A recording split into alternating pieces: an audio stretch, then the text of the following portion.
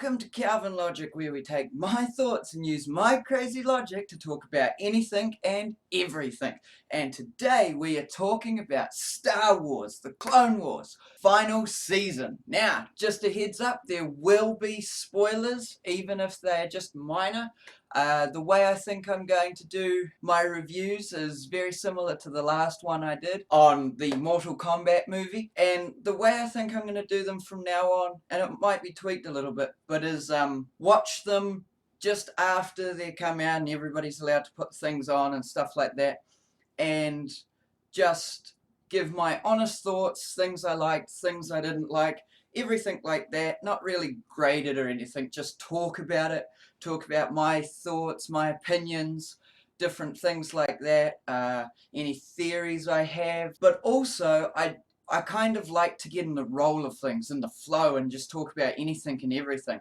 So I will say at every review I do, whether it be movie, TV show, game, whatever, I will say that there are spoilers, just so that you know, but there will be spoilers. So if you haven't seen the last season of Star Wars The Clone Wars and you want to go into it blind, that's cool. I like to go into things as blind as I can too, so I totally get it.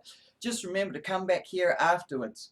That being said, if you've seen all of it except the last episode, which is highly likely, then you're fine, because I haven't seen the last episode yet. I've heard a couple of things about it, but I'm not really going to talk about it because I don't know anything about it. So if you've seen everything except for that one, then you're safe. Happy May the 4th to everybody who isn't in New Zealand, because for us it's actually May the 5th today, but for everybody else, happy May the 4th and happy Star Wars Day. So straight out the gate, this season is brilliant. The animation is still on par. The voice acting is still great.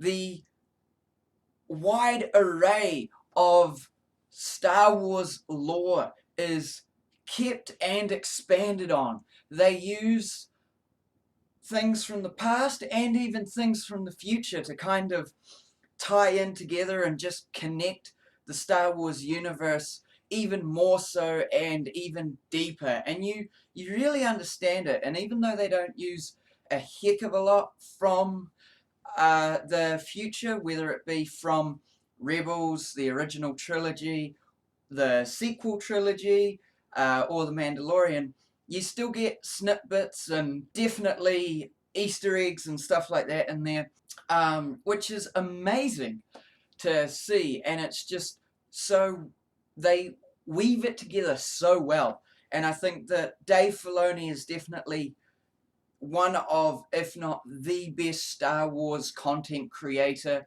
aside from George Lucas, of course. And that's probably because he actually got taught mostly by George when George started the Clone Wars originally. So that's cool. I love how Dave Filoni is one of the heads of Lucasfilm and is helping to guide it in a good way, instead of a bad way, like, in my opinion, especially The Last Jedi and the whole sequel trilogy. But that's a debate and a discussion for another day. So as I say, this season starts off really, really strong. You turn on the first episode of this last season and you get the classic music. You get the classic narration that kind of brings you up to speed and also tells you a little bit of what to expect. They didn't go out of their way to change the voices or anything. In fact, they probably went more out of their way to get back that original voice actor, but all the original voice actors, which I thought was great, considering when some movies, TV shows, games, other forms of media, when they've had a break or they try and continue on and stuff like that, sometimes they find it really hard to get back the originals. And I just thought it goes to show that these guys actually do care about finishing this off properly, which is amazing. Getting into other stuff within this season, the battles are still as good as ever. In fact, later on in the season, which I'll get into in a minute, there's a fight between two characters that I think is at the top of Star Wars fights. I feel like the season does a great job of continuing the storyline, but also continuing to expand the universe, continuing to take you to different areas. We go to Kessel, which is the planet, which of course everybody knows is the planet famous for the Kessel Run and stuff like that. And it's cool to finally see that. I might not be remembering greatly, but I'm pretty sure, now correct me if I'm wrong, but I'm pretty sure we've never actually seen the planet of Kessel. So to go there in this season, to see it, to have it explored, mind you, not for long, but explored nonetheless, is just amazing. Now, I haven't seen Solo, a Star Wars series. A Star Wars story. So if they've gone to that planet in that movie, then I've missed out so far. That might be the only place I can think that they've actually introduced that. But anyway, whether they have or haven't, for me, who hasn't seen Solo yet, it was definitely a nice, interesting look into that planet, into what goes on there, and for me, it helped expand the universe. We meet a few different characters, recurring characters and newer characters. These newer characters, most of them don't really have any major importance to the universe as a whole and going forward, which is okay. I would have quite liked to see Kanan from Rebels, or we go to Mandalore in this, so maybe a couple of people from Mandalore that we see in Rebels, or even some of the Mandalorians that we see in The Mandalorian. But we didn't, which is fine, but I thought they did miss out on a good opportunity there. Now, I know that not all Star Wars fans are a huge fan of Rebels. Me personally, it kind of meh. I didn't like it nearly as much as any of the Clone Wars, but I did think it was better than some people say.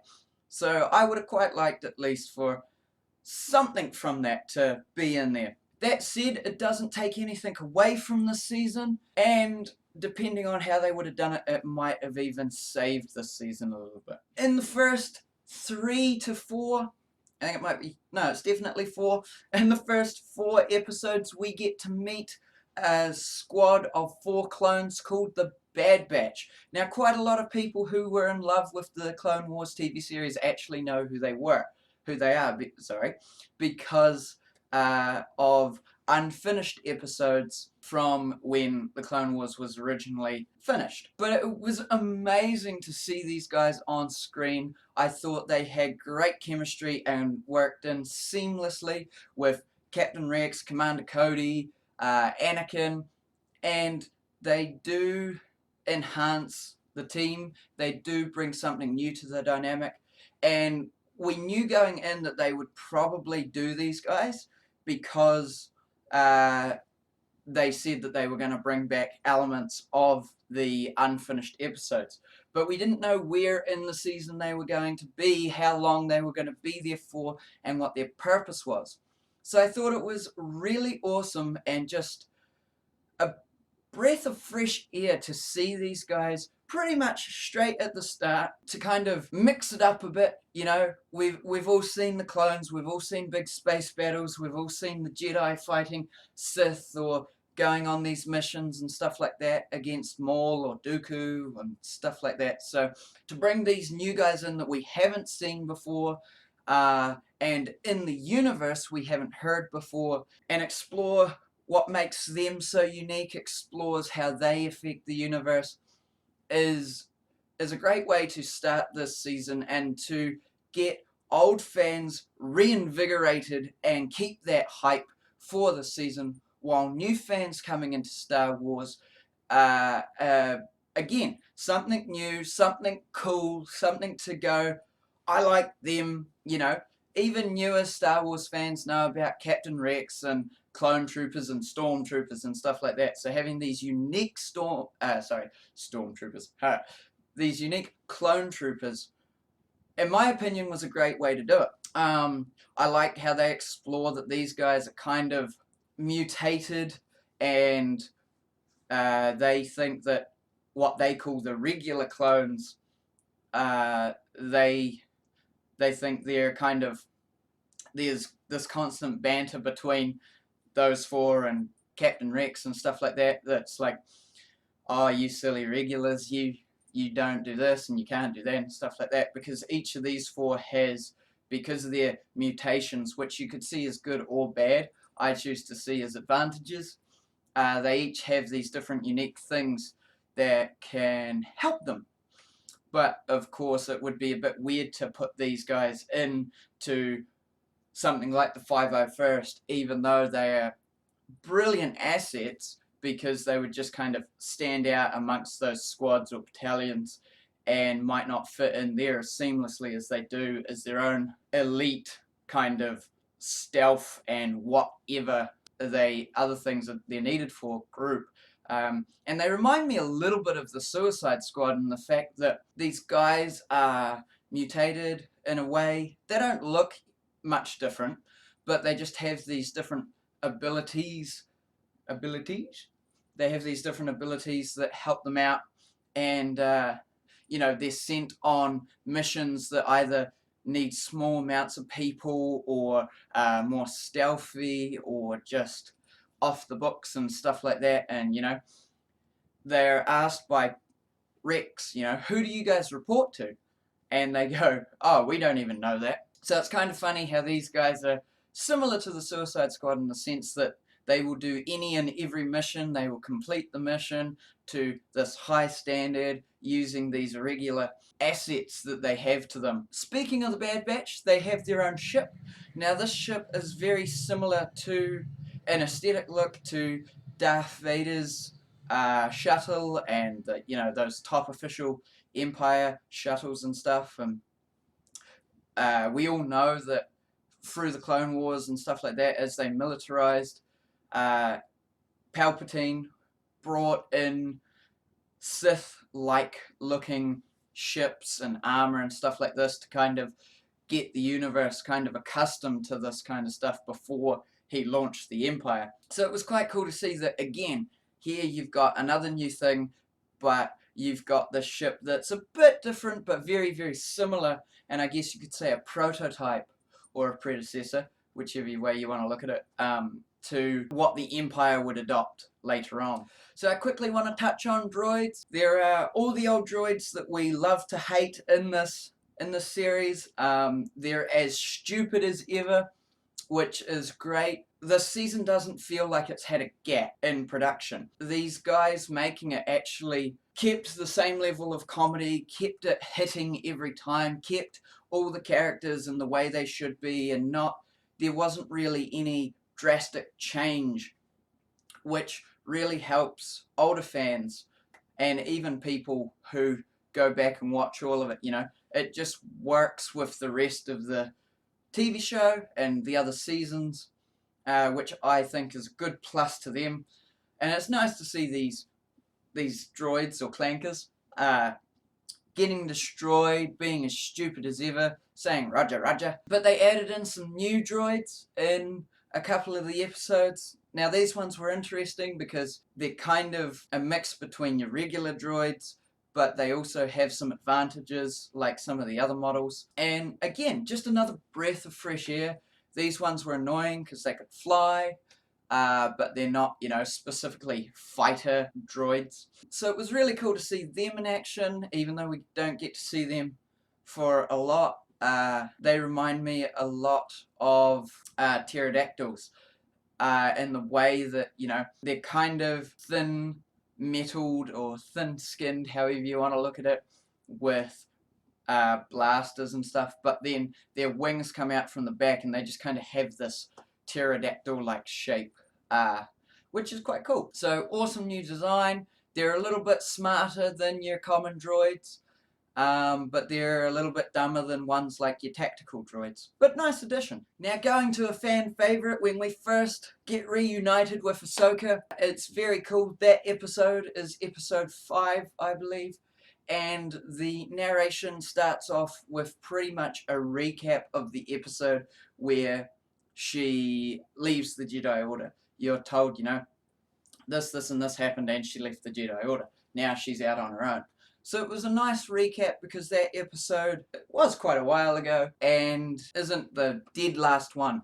So being reminded of that, and then it's cool because we see Ahsoka down in the underground bit of Coruscant, and she meets this new person after her vehicle malfunctions, but she's actually a little bit cold at the start. She had this rebelliousness similar to Anakin that she probably got enhanced off Anakin, of course them working together so much. In this episode particularly, and she warms up through the rest, but in this episode particularly, she seems kind of cold. And I could understand that, and I think that was a good choice to make. She had just been burned by the Jedi, you know, they didn't trust her, they didn't bother to look into any accusations that were being filed against her. It was only Anakin who was there supporting her and finally found out the truth. And then, you know, she didn't feel welcome in really the only family she's ever had. So, and now of course you're out on your own, you're alone, you don't have many resources, you don't know what you're going to do. And so everything that she had known, but also because of her lack of trust in the Jedi and being burned so hard by the Order and by a friend of hers, no less, who was the actual person who tried to get her in jail. It makes sense that she would be a little bit cold, a little bit distant from most people, trying to figure everything out. So that was a great choice. But as it goes on, we see her use her Force abilities and stuff. She doesn't have her lightsabers. But we see her use her Force abilities to help out, to try and still do good in the universe, because of course that is just who she is. And then the Mandalorians come along and ask for her help, because they know that she's no longer a part of the Jedi, but she has these unique Force abilities that could help them out in their fight against Darth Maul. Now, the reason it's such a big deal for them is that she's no longer a Jedi is because they have a treaty with the Jedi and the Republic in general that you stay away from our planet and we'll stay away from you. We don't want the war here, and you don't want to fight us because we are well known for being a great fighting force. So I thought that was cool. You know, they use the Mandalorians used their brains and got Ahsoka and stuff like that. Eventually, how she gets reunited with people like Rex and Anakin is because they have to go and ask the Republic for help. But it was just a nice way of progressing the story, bringing it full circle, and it's really nice to see that even though this takes place, most of it takes place just before and kind of during the start of Revenge of the Sith, and then the last 2 episodes really take place during and a little bit after, mostly during but a little bit after Order 66, and that's about all I know of the last episode. But the second last episode and even the 10th episode a little bit takes place around Order 66.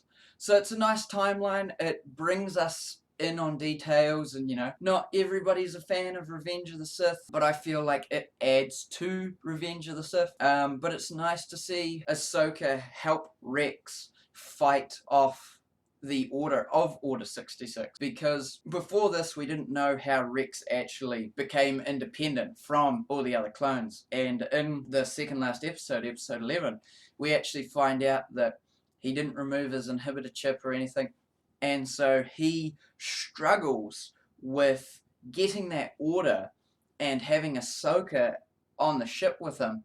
And once he's got that order, he pulls out his dual pistols, and you can see he's actively shaking and talking to himself, and it's like, this is my order, and I'm a soldier, but she is my friend, I can't hurt her, stuff like that. And then the power of this order and the power of the inhibitor chip essentially finally takes over. And so luckily Ahsoka doesn't kill him, which she could have, but we see him actively go after her until she finds a way to help him, which is really cool. And that's essentially where I'm left until the next episode picks up, is that she's just saved him in a sense from this order and trying to kill her, and now they have to kind of figure out a way to go forward.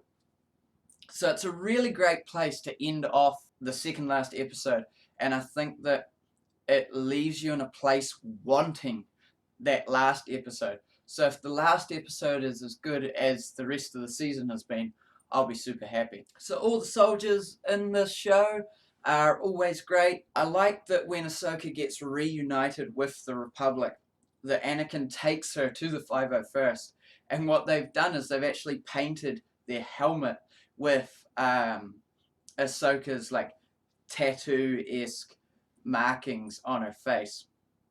So it's brilliant. And then we see that because when this bit of the story takes place, what happens is they go to the Republic to get help for the Mandalorians, and as they're trying to decide, Coruscant comes under attack. So of course Anakin and Obi-Wan go there to save the Chancellor and stuff, but to get around both problems and trying to help Ahsoka and the Mandalorians, Anakin splits the 501st into two squads and allows Captain Rex, who's now promoted to Commander, to go with Ahsoka and help out the Mandalorians, while him and Obi-Wan and the rest of the gang go and try and help the Chancellor. And I thought that every step they take to keep the story as cohesive as possible is brilliant, because, you know, we know that Commander or Captain Rex wasn't with Anakin when he became Darth Vader, and we know that he's alive in Rebels and fighting for the good side. So having that and taking him away from all that, and taking him away from Anakin and stuff like that, is a nice way to do it. And so it's cool seeing Ahsoka leading about half of the 501st, and they've got their white and blue uniforms with this face markings on their helmet, and it's just brilliant, and they fit into their slots seamlessly, you know. As Anakin takes her to see the 501st again, he says, you know, she says, sorry, why are they saluting me and stuff like that? And he goes, well, loyalty's everything to the clones. And she goes, yeah, but I'm not in the Jedi Order anymore. And he goes, no, but you've gone through hell with them. They still consider you one of their commanders, one of their friends, stuff like that. So, yeah. When they get to Mandalore, they're there to try and capture Darth Maul, and that plays out brilliantly. I love this little arc so much because we finally get to see Ahsoka and Maul meet and then fight. When I was watching this, Darth Maul has, you know, he meets Ahsoka for the first time, and of course she knows about him, but he doesn't really know about her. And I was going, well, hang on, that can't be right. And skimmed through all the rest of the seasons and was like, huh, these two have never come face to face, and Maul doesn't actually know who she is. So that was cool. That's an interesting new dynamic that kept this season fresh. And then, of course, she uses two lightsabers separately, and he uses dual lightsabers. So this is a brilliant way to add in a fight, but a new fight, different dynamics to a fight. And it's just so cool. They have a quick one when they first meet, and then they have an extended one later on. But both of them go really well together, showing these guys different abilities, and they're both not at the peak. Darth Maul's in this kind of weird state. He's not as angry as he normally is, which is quite nice. But Ahsoka, you know, she's a little bit rusty. She hasn't used the lightsaber for a while. Not too long, but still. And so you see them, and she even jokes at one point, you know, you're lucky that Anakin or Kenobi isn't here, because you'd be outdone just like that. And he gets a little bit annoyed at that. But these two fighting, and I want to do a separate video where I break this down a little bit, but this fight between them is probably, having seen it once, I would probably say that it's like top 3 for me in the terms of Star Wars fights in general. But it might actually be higher than that. I'd have to watch it again. So I'll tell you in that breakdown video. So overall, what do I think of this season? Well, mostly it was great. The only real gripe I have with it is that it's only 12 episodes. It's not as long as the other ones, which are generally about 22. Also, in an effort to make Anakin look a little bit older, they kind of change up his face and a little bit of the way he looks, which I didn't think was inherently necessary, and I don't completely like his new look. It's alright. But it's not my but it's not my favourite. I actually do prefer the look he has, and he does slightly evolve through the other seasons, but I thought that this look was kind of just, it's the only real thing in this season that is a little bit jarring to me, and every time I see it, it's kind of like, eh. But other than that, and a lot of people won't care about that or get past it, it's just kind of one of the things for me. But other than that, this season is great. We get to meet new people, we get to meet old people, we get to see how things set up for the transition between the Republic and the Empire. We get to see stories concluded, which is what this season is all about. And it just adds that layer of depth that is really, really cool to see, but also I think lends itself well to the overall Star Wars universe. So that's my thoughts on the season. I hope if and when you see it, or have already seen it, that you've enjoyed it as much as me. If you haven't yet, then definitely go watch it, because it is a great watch. You can watch it with the family. It still keep that family element as the rest of the seasons did. And I think that this season has a couple of my favourite episodes in it. So I'd definitely be keen also after this last episode comes out to do to go and rewatch and do a top 10 maybe. Yeah, probably a top 10 Star Wars The Clone Wars episodes. So anyway, look forward to both of those. Later on this week, we have also got, I'm going to be doing my thoughts on a DC animated movie. It's the next Justice League in their storyline that they've been doing lately. It's called Justice League Dark Apocalypse War. I'm really looking forward to it. I love the trailer. I like where it's going. They've been setting up this animated universe where they've got a few in, so I think what I'll do is, for that, I will, later on in the week, I'll watch all of the ones in this little animated universe and this one, and do a review on that plus the whole animated universe. So look out for that. That'll probably be maybe Friday. Yeah, maybe Friday, Saturday, something like that. And tomorrow will probably be another Harry Potter Hogwarts mystery, so look forward to that as well. But otherwise, until then guys, may the Force be with you, and bye!